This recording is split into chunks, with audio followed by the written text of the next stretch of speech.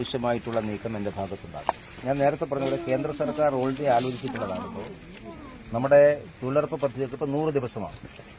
100 ദിവസം എന്നുള്ളത് അത് കൃത്യമല്ല. അപ്പം അതുകൊണ്ട് 100 ദിവസം കൃത്യമായിട്ട് കിട്ടണം.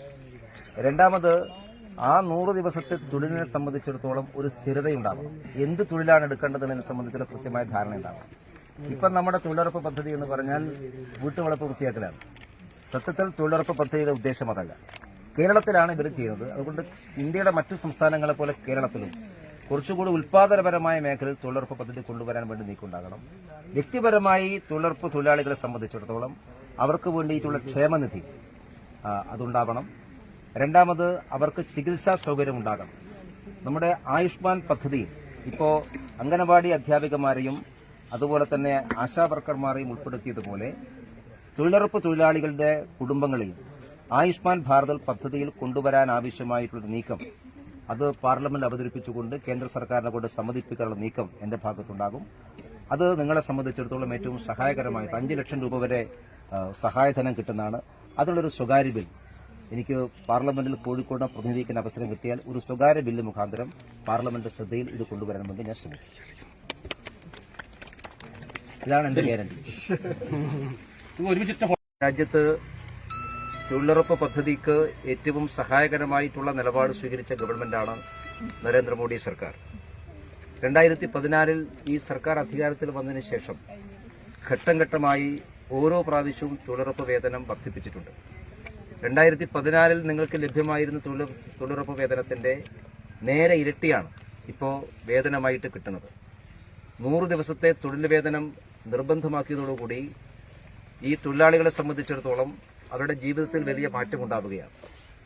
തൊഴിലുറപ്പ് പദ്ധതി പ്രത്യുൽപാദനപരമായിട്ടുള്ള മേഖലകളിലാക്കണം എന്ന കേന്ദ്ര സർക്കാരിന്റെ തീരുമാനവും ആ പണം നേരിട്ട് തൊഴിലുറപ്പ് തൊഴിലാളികളുടെ കയ്യിലേക്ക് എത്തണം, അവരുടെ അക്കൌണ്ടിലേക്ക് എത്തണം എന്നുള്ള തീരുമാനവും രാജ്യത്ത് കുറച്ചുകൂടി കാര്യക്ഷമമായിട്ട് ഈ പദ്ധതി നടപ്പിലാക്കാൻ സഹായിക്കുകയാണ്.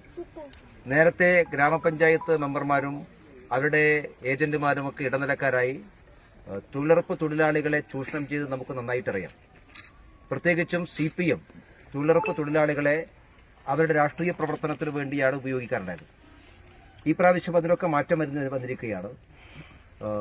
ഈ ഏജന്റുമാർ മുഖാന്തരമുള്ള പണവിതരണം അവസാനിപ്പിച്ച് തൊഴിലാളികളുടെ അക്കൌണ്ടിലേക്ക് നേരിട്ടെത്തുന്ന ഒരു പദ്ധതി കേന്ദ്ര സർക്കാർ ആവിഷ്കരിച്ചു.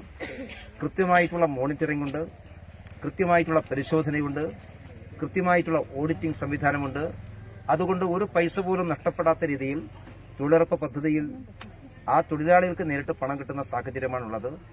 കേന്ദ്ര സർക്കാരിന്റെ ഈ കർക്കശമായിട്ടുള്ള നിലപാടാണ് ഇന്ന് തൊഴിലാളികൾക്ക് ഏറ്റവും സഹായകരമായിട്ടുള്ളത്. തീർച്ചയായിട്ടും ആ പദ്ധതി ഇനി മുമ്പോട്ട് പോകണം. കേന്ദ്ര സർക്കാർ ഈ പദ്ധതി മുമ്പോട്ട് കൊണ്ടുപോകാൻ പ്രതിജ്ഞാബദ്ധമാണ്. തൊഴിലുറപ്പ് തൊഴിലാളികൾക്ക് അവരുടെ വേതനം ഇനിയും വർദ്ധിപ്പിക്കേണ്ടതായിട്ടുണ്ട്. അവർക്ക് ക്ഷേമനിധി ഉൾപ്പെടെയുള്ള കാര്യങ്ങൾ ആവശ്യമാണെന്ന കാര്യം ഉയർന്നു വന്നിട്ടുണ്ട്. അത് അനുഭാവപൂർണ്ണം പരിഗണിക്കാം എന്ന് കേന്ദ്ര സർക്കാർ പറഞ്ഞിട്ടുണ്ട്. കേന്ദ്ര ധനകാര്യമന്ത്രി ആ കാര്യം സൂചിപ്പിച്ചിട്ടുണ്ട്. തൊഴിലുറപ്പ് പദ്ധതിയിൽപ്പെട്ട തൊഴിലാളികൾക്കുള്ള ചികിത്സാ സൗകര്യത്തെ സംബന്ധിച്ച് കേന്ദ്ര സർക്കാർ ഗൌരവത്തോടുകൂടി ആലോചിക്കുന്നുണ്ട്.